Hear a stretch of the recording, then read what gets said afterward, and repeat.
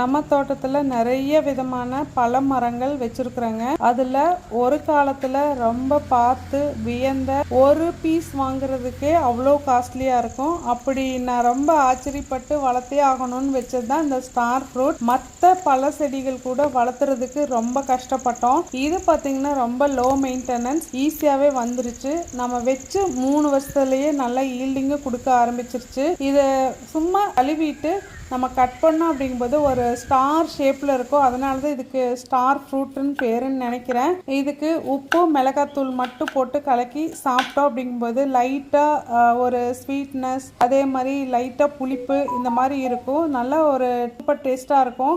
இது புளிப்பு இருக்கிறதுனால கண்டிப்பாக விட்டமின் சி நிறையா இருக்கும்னு நினைக்கிறேன். ஸ்டார் ஃப்ரூட் வச்சு ஒரு சில ரெசிபிஸ் ட்ரை பண்ணலான்ட்டு இருக்கேங்க. அப்படி ட்ரை பண்ணி நல்லா வந்துச்சுன்னா கண்டிப்பாக ஷேர் பண்ணுறேன். இது மாடி தோட்டங்கள்லேயே ஈஸியாக வளர்க்கலாங்க. Thank you.